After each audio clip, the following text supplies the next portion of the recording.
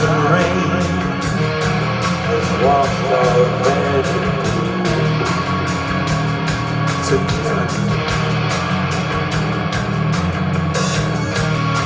Sail this silver road so long,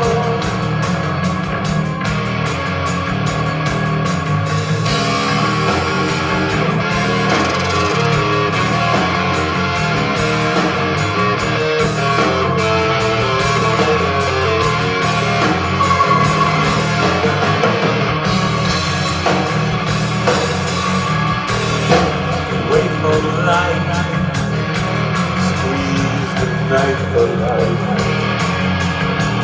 let it go.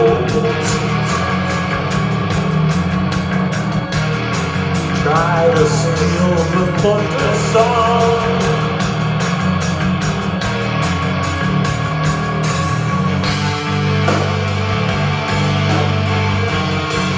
we're the Levin,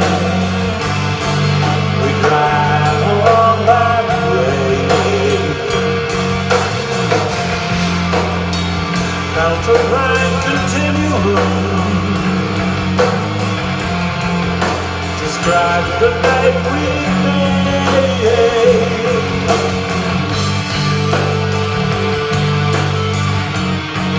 We're living inhaling where we are, a place where darker dreams are made, a place we call Prog Noir.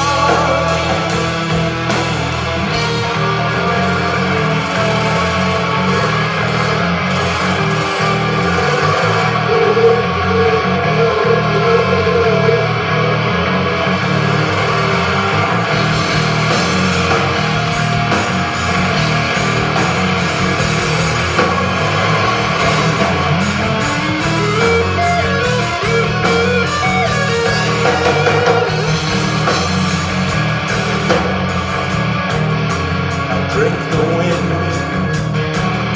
breathe the rain inside, try to feel this hunger for the light of day.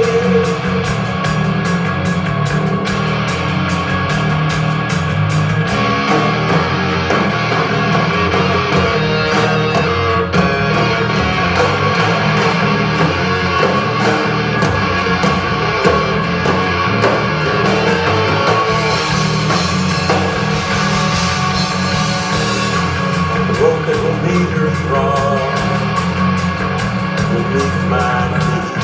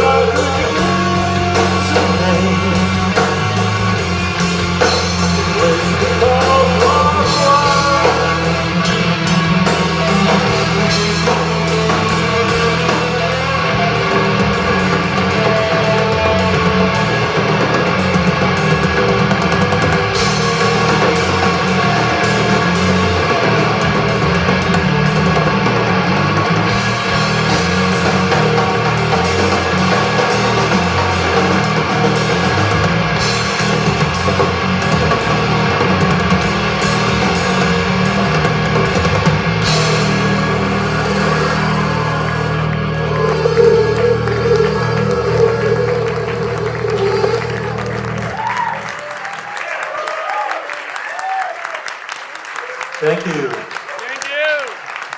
Thank you very much, and thanks for coming out tonight. Great fun to be here in Bearsville. We'll be touring around the Northeast, and it couldn't be better for me than coming home. So thank you for being here.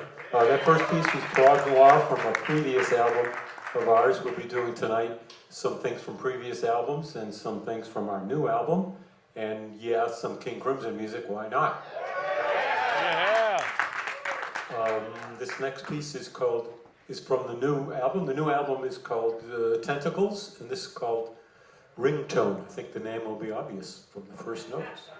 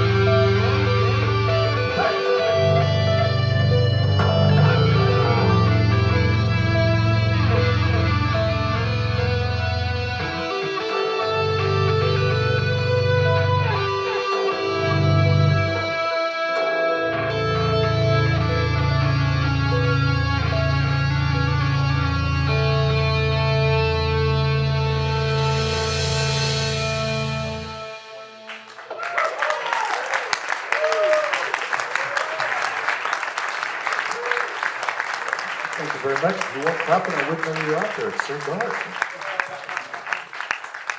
Appreciate that. Yeah, Tony's been doing a lot of driving. I was trying to figure out, it's about 2 for 1. He drives about twice as much as he gets to play on this tour. The yellow mustard car is making the rounds. The next piece we're going to do is off the Deep record, and it's a good indicator for you people that don't know the instrument they play. They're both like full range instruments, like they've strapped on a piano. So either one can be the piano or the melody guy or the chord guy. And on this next piece, usually people think Tony's the bass player, but Markus will be the primary bass player on the next piece. And it's called Cusp.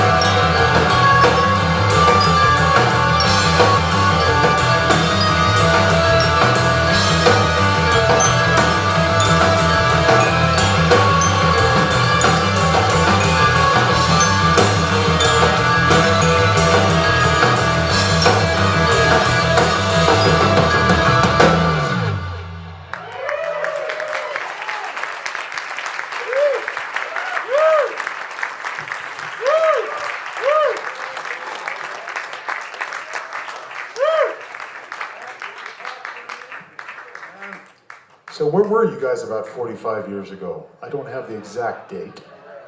About 45 years ago, I was still in high school.